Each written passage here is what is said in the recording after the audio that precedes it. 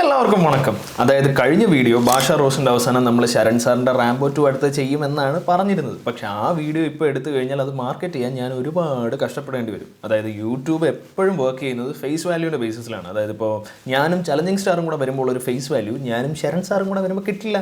കാരണം ശരൺ സാറിനെ ഇവിടെ ആർക്കും അറിയില്ല. അപ്പോൾ നിങ്ങൾ ചോദിക്കുന്നത് ഇന്നെ അപ്പോൾ പിന്നെ എല്ലാവർക്കും അറിയാവുമെന്ന്.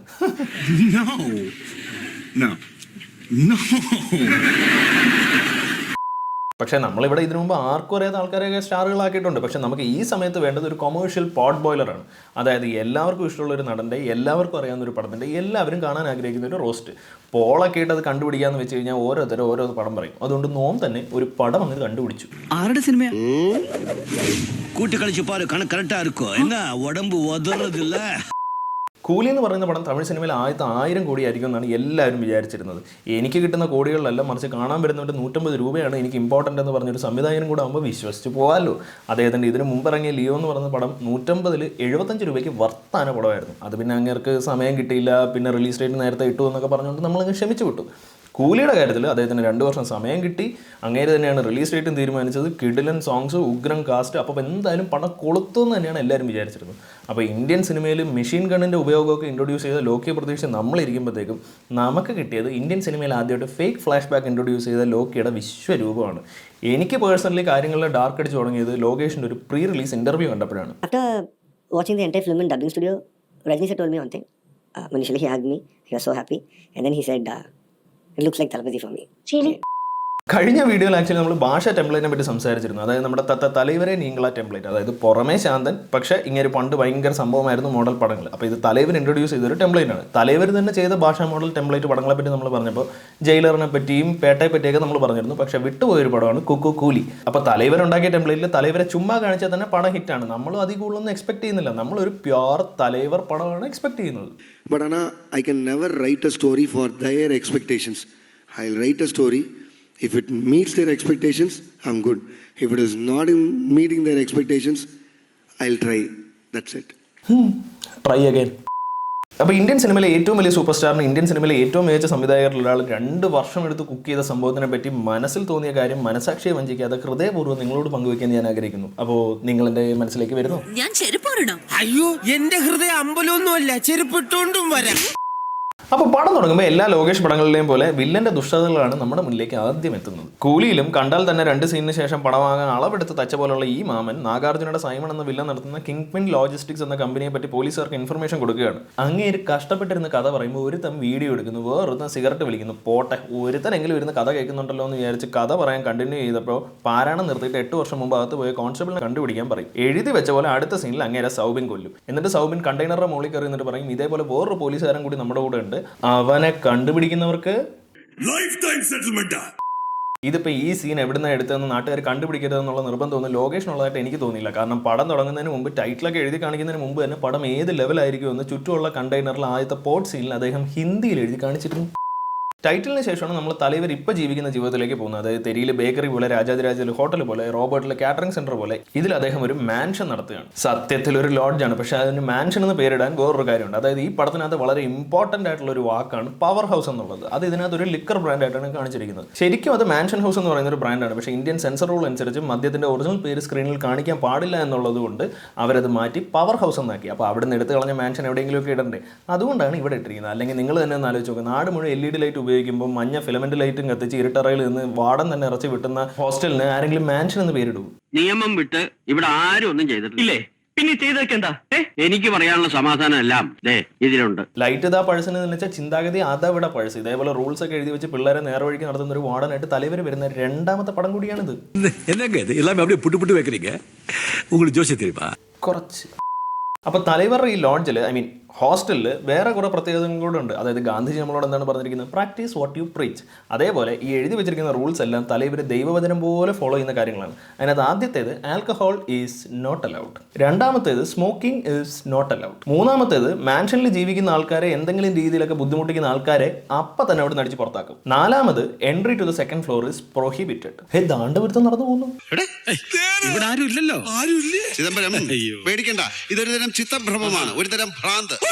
ഉള്ള ആളിനെ കാണാതിരിക്കുക ഇലൂഷൻ, ഇല്ലാത്ത ആളിനെ കാണുക ഡെലൂഷൻ, ഒരു തരം ആൽക്കഹോളിക് ഡെലീറിയം.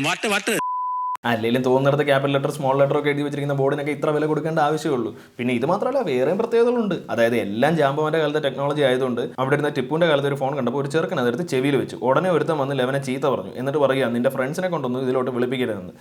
അതിനകത്ത് അതിന്റെ നമ്പർ ആണ്. രണ്ടാമത് അവൻ കയ്യിലെ സ്മാർട്ട് ഫോൺ ഇരുപ്പോൾ അവ വേണ്ട ഇതിലെ കൂപ്പട വെക്കണോ? എനിക്ക് ഈ കാര്യത്തിൽ ഒരുപാട് ഡൗട്ടുകളുണ്ട്, ഒരുപാട് ക്വസ്റ്റ്യൻസ് ഉണ്ട്. അതിപ്പോൾ ചോദിക്കാതിരിക്കാൻ പറ്റില്ലല്ലോ. ആ വിഷയത്തെ പറ്റി ഇനി ഒരു ചർച്ച ആ സബ്ജക്ട് ക്ലോസ് ചെയ്തു.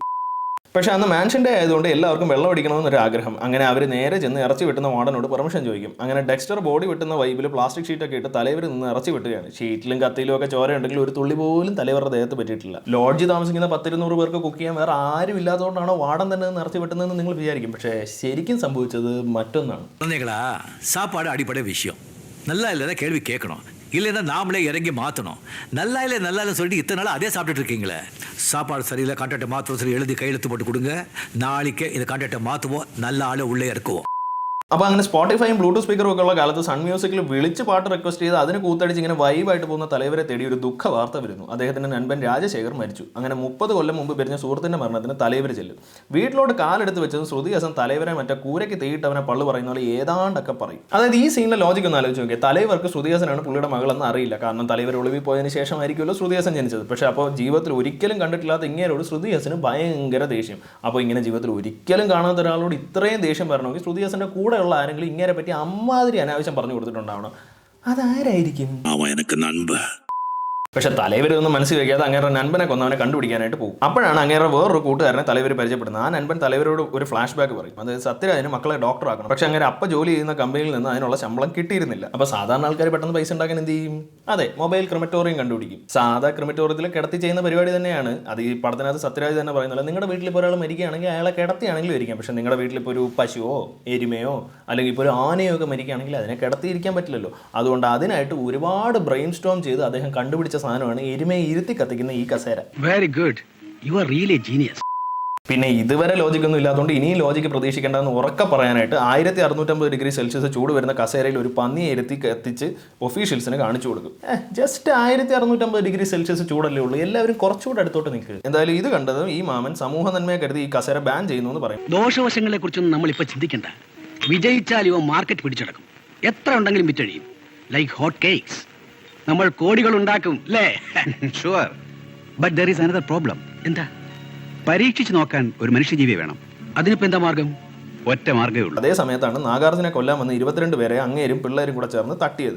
അപ്പോൾ പെട്ടെന്ന് 22 ബോഡികൾ ക്ലിയർ ചെയ്യേണ്ട ആവശ്യം വന്നപ്പോൾ അങ്ങേർക്ക് എന്ത് ചെയ്യണമെന്ന് അറിയാതെ 1-2 ബോഡിയൊക്കെ ആയിരുന്നെങ്കിൽ കല്ല് കെട്ടി കടലിൽ താത്തായിരുന്നു. പക്ഷേ ഇതിപ്പോൾ 22 ബോഡി എന്ന് പറയുമ്പോൾ ഈ പാതിരാത്രിക്ക് 22 കല്ലൊക്കെ എവിടുന്ന് പോയി ഒപ്പിക്കും? അതുകൊണ്ട് നാഗാർജുന സത്യരാജൻ്റെ എരുമ കസേര ചോദിക്കും.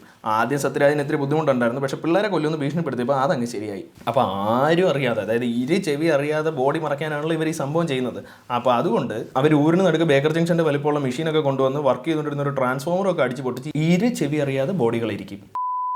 അതായത് പൊതുവേ ഒരു തമാശ ഉണ്ടല്ലോ, ചായ കുടിക്കാനായിട്ട് ആരെങ്കിലും ചായക്കട തുടങ്ങുമെന്ന് ചോദിക്കുന്നത്. പക്ഷേ ചായക്കട തുടങ്ങിയില്ലെങ്കിലും ചായ അടിക്കുന്നതിനെ വീട്ടിൽ കൊണ്ട് നിർത്താമല്ലോ എന്നുള്ള ലൈനിലാണ് നാഗാർജുന സാർ വർക്ക് ചെയ്യുന്നത്. അതായത് ഫുള്ളി ഫംഗ്ഷണലായിട്ടുള്ള മെഷീനിന് 4-5 സ്വിച്ച് അങ്ങോട്ടും ഇങ്ങോട്ടും മാറ്റിക്കഴിഞ്ഞാൽ വർക്ക് ചെയ്യുമെന്നിരിക്കെ അത് തന്നെ പഠിച്ചോ അല്ലെങ്കിൽ കൂടെ ഉള്ളവർ ആരെ കൊണ്ടെങ്കിലും പഠിപ്പിച്ചോ അത് ചെയ്യിപ്പിക്കാതെ സത്യരാജിന് മാസാമാസം കാശ് അങ്ങോട്ട് കൊടുത്ത് അതിൽ ലാഭം കണ്ടെത്തുന്ന ഒരു പ്രത്യേകതരം വില്ലനാണ് നാഗാർജുന സാർ. അപ്പോൾ എന്തായാലും സത്യരാജ് മരിച്ചല്ലോ, മാത്രമല്ല ബോഡികൾ ഇങ്ങനെ കുന്നുകൂടി വരുന്നു, പാറക്കല്ലിനൊക്കെ ഒടുക്കത്ത വിലയും. അതുകൊണ്ട് ചെയർ ഓപ്പറേറ്റ് ചെയ്യാനായിട്ട് ശ്രുതിഹാസനെ പൊക്കിക്കൊണ്ട് വരാൻ സൗബിൻ ആളെ വിടും. അവിടെ ചെന്ന് തലവർ അടി ഉണ്ടാക്കി അങ്ങേർക്കും ചെയർ ഓപ്പറേറ്റ് ചെയ്യാൻ അറിയാമെന്ന് പറഞ്ഞ് കൂടെ കയറി ചെല്ലും. അങ്ങനെ നേരത്തെ സത്യരാജും ശ്രുതിയും കൂടെ ചെയ്തുകൊണ്ടിരുന്നത് ഇപ്പോൾ തലവർ ശ്രുതിയും കൂടെ ചെയ്യും. തലവർ ഉള്ള സമയം കൊണ്ട് നൻപനെ കൊന്ന ആളിനെ കണ്ടുപിടിക്കാൻ നോക്കുമ്പോൾ ശ്രുതി ചേച്ചിക്ക് എരിച്ചരിച്ച് അതൊരു ഹരമായി മാറും. തലവർക്ക് ഇത് കാണുമ്പോൾ ഭയങ്കര കലിപ്പാവും. കാരണം അവരിവിടെ വന്ന് നെയ്യപ്പം പോലെ കാശ് വീതിച്ചെടുക്കാനല്ലോ.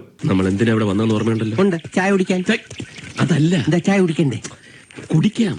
അതിനേക്കാൾ പ്രധാനപ്പെട്ട ഒരു കാര്യമുണ്ട്. ഓ, പുട്ടും മുട്ടയും പൊറോട്ടയും മുട്ടയും. അതല്ല, തന്തയെ കൊന്നവനെ കണ്ടുപിടിക്കാതെ കാശ് എന്ന് പറഞ്ഞ് നടക്കാൻ നാണമില്ലെന്ന് ചോദിച്ചാൽ ഈ ചിങ്ങത്തിൽ എനിക്ക് 29 വയസ്സാകും, എനിക്ക് ബോയ് ഫ്രണ്ട് ഇല്ല എന്നൊക്കെ പറഞ്ഞ് തലവരെ അങ്ങ് സെൻഡിയാക്കും. ഇത് കേട്ടതും തലവർക്ക് ആകെ കുറ്റബോധം. എന്തിനാണെന്ന് എനിക്ക് മനസ്സിലായില്ല. അങ്ങേരങ്ങേറെ കയ്യിലിരുന്ന പൈസയും കൂടെ എടുത്ത് ചേച്ചിക്ക് അങ്ങ് കൊടുക്കും. കഥ പറഞ്ഞ് ഇച്ചിരി കരഞ്ഞാൽ എന്താ, പൊട്ടനും പോയി വട്ടനും പോയി ബോട്ടും കിട്ടി, ഹൈലേസ.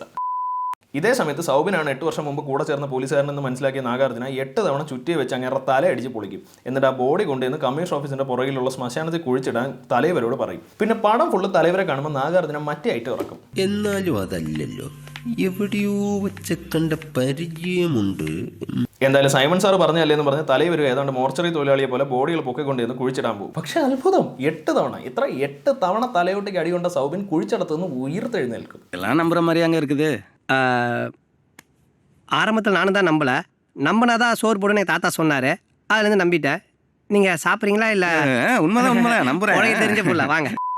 തലവരെ ആള് പവർ ഹൗസ് ആണെങ്കിൽ ആരെങ്കിലുമൊക്കെ കരഞ്ഞു കാണിച്ച് അപ്പം മനസ്സലിയും അങ്ങ് പിള്ളേരുടെ മനസ്സാണ്. നേരത്തെ സുധി ചേച്ചി കരഞ്ഞു കാണിച്ചപ്പോഴത്തേക്ക് ആ പൈസ കൊടുത്തില്ല. അതേപോലെ ഇപ്പോൾ സൗബിൻ കരഞ്ഞ് കാല് പിടിക്കുമ്പോൾ അങ്ങേർക്ക് ജീവൻ തിരിച്ചു കൊടുത്തിട്ട് സുധി ചേച്ചിയുടെ കൂടെ എങ്ങോട്ടോ ട്രെയിൻ കയറ്റി വിടും. തിരിച്ച് സൈമൺ സാറിനോട് വന്നിട്ട് ജോബ് ഈസ് ഡൺ എന്ന് പറയുമ്പോൾ അങ്ങേര് തലവരെ ഒരു സാധനം കാണിക്കും. തലവരുടെ ചങ്കിന്റെ ചങ്ക് സൗബിൻ സാർ ഇടിച്ച് പൊളിക്കുന്നത്.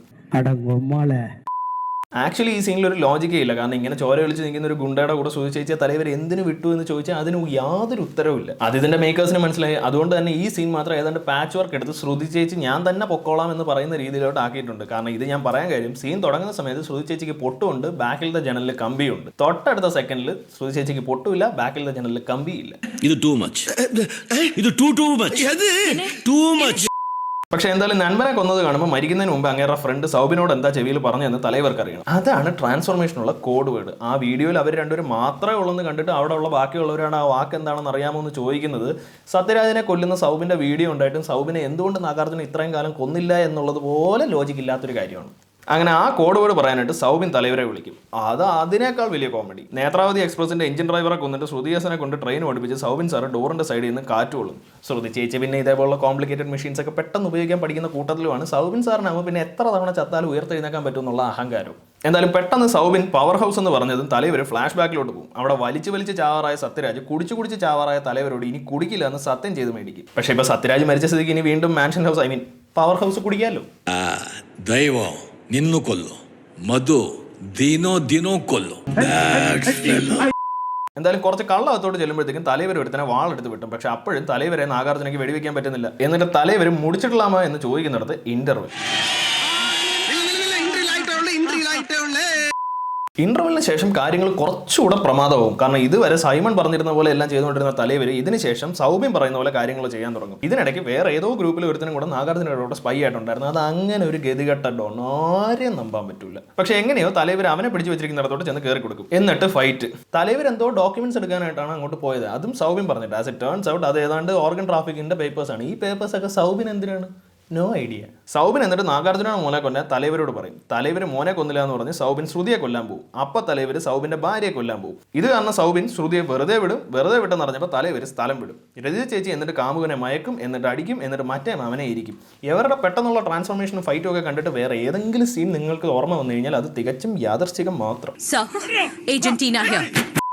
രക്ഷപ്പെട്ടതിന് ശേഷം രജിത ചേച്ചി കെട്ടിയവനെ വിളിച്ച് ശ്രുതിയെ പിടിക്കാൻ പറയും. എന്തായാലും രക്ഷപ്പെടാൻ നേരത്ത് ശ്രുതി ചേച്ചി കയ്യും തലയും കൂടെ വെച്ച് കെട്ടിയത് നന്നായി. കയ്യും കാലുവോ അല്ലെങ്കിൽ അവിടെ ഏതെങ്കിലും തൂണിലോ കെട്ടിയിട്ടിരുന്നെങ്കിൽ ബൈക്കിൽ പോയി ശ്രുതി ചേച്ചിയെ പിടിക്കാൻ പറ്റുമായിരുന്നു. എന്തായാലും അങ്ങേര് കഷ്ടപ്പെട്ട് ചേച്ചിയെ പിടിക്കാൻ പുറകെ ചെല്ലുമ്പോൾ ചേച്ചി ഒരു കൂസലും ഇല്ല, തട്ടുകടയിൽ നിന്ന് ദോശയും ചമ്മന്തി കയറ്റിക്കൊണ്ടിരിക്കുന്നത് കണ്ടപ്പോൾ അങ്ങേർക്ക് പിന്നെയും കലിപ്പായി. അങ്ങേര് പുറകെ ചെന്ന് അവിടെ ഒരു കാർ ആക്സിഡന്റ് ഉണ്ടാക്കും.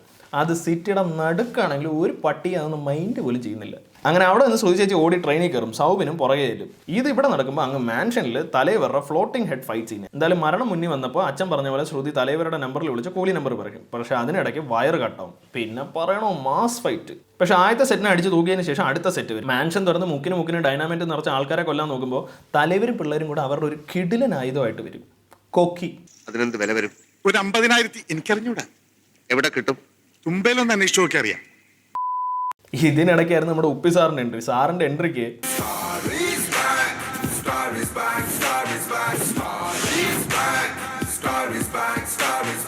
എന്നുള്ള പാട്ട് ഇടേണ്ടതിന് വരെ ഏതാണ്ട് ശാസ്ത്രീയ സംഗീതമൊക്കെ ഇട്ടു എന്നുള്ളത് പോട്ടെ. പക്ഷേ ഇത്രയും വലിയ അടി അവിടെ നടക്കുമ്പോൾ ഏതാണ്ട് അച്ചായൻ്റെ അൽസേഷൻ പട്ടിയെ പോലെ തലവർ വിസിലടിക്കുന്നവരെ ഉപേന്ദ്ര സാർ അതിൻ്റെ അകത്ത് തന്നെ ഇരുന്നു എന്നൊക്കെ പറയുന്നത് ഒരുമാതിരി ബാലമംഗളം ലോജിക്കായിപ്പോയി.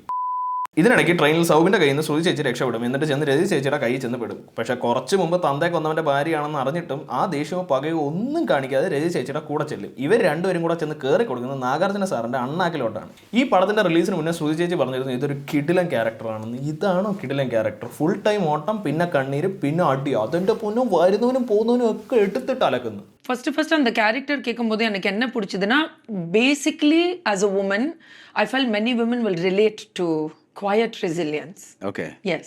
Quiet resilience. എന്തായാലും ദിവ്യദൃഷ്ടിയിൽ രജി ചേച്ചി സൗബിന്റെ ഭാര്യയാണെന്ന് മനസ്സിലാക്കിയ നാഗാർജുന ചേച്ചിയെ കൊല്ലും. അപ്പോൾ ശ്രുതി ചേച്ചിയെ നാഗാർജുന പിടിച്ചു വെച്ചിരിക്കുന്നത് അറിഞ്ഞിട്ട് തലേ ഇവർ അങ്ങോട്ട് ചെല്ലും. അവിടെ വെച്ച് വീണ്ടും ഭാഷാ ലെവൽ ഗാമ ഫ്ലാഷ് ബാക്കിൽ നിന്ന് അതിനേക്കാൾ പഴഞ്ഞം ഫ്ലാഷ് ബാക്കിലേക്ക് നമ്മൾ പോകുന്നു. ആ ഫ്ലാഷ് ബാക്കിൽ നാഗാർജുനയുടെ അച്ഛനെ തലേ ഇവർ എല്ലാവരുടെ മുന്നിലിട്ട് കൊന്നു.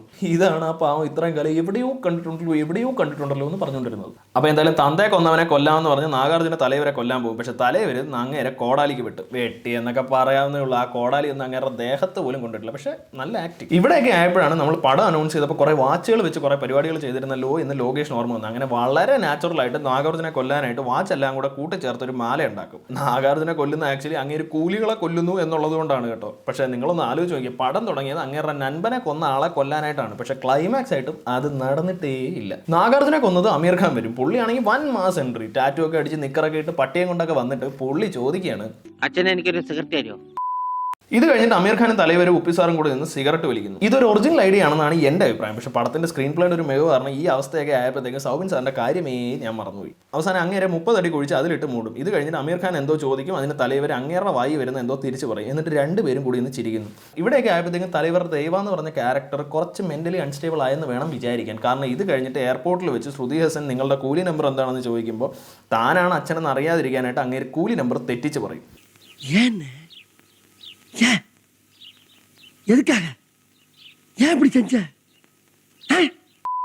അവസാനം എല്ലാം നേടിയവനെ പോലെ അങ്ങേറെ ഭാര്യയായിട്ടുള്ള പഴയ ഫോട്ടോ എടുത്ത് നോക്കി നിറ കണ്ണുകളോടെ അദ്ദേഹം എയർപോർട്ടിന് പുറത്തേക്ക് നടക്കുന്നു. തലവർ ഇത് കണ്ടിട്ട് ദളപതി പോലെ ഉണ്ട് എന്ന് പറഞ്ഞത് ഇതുകൊണ്ടാണെന്നാണ് തോന്നുന്നത്. കാരണം പടം ഫുള്ള് കിടന്നുറങ്ങിയിട്ട് കണ്ണു തുറന്ന് നോക്കിയപ്പോൾ ദാണ്ട ശോഭന.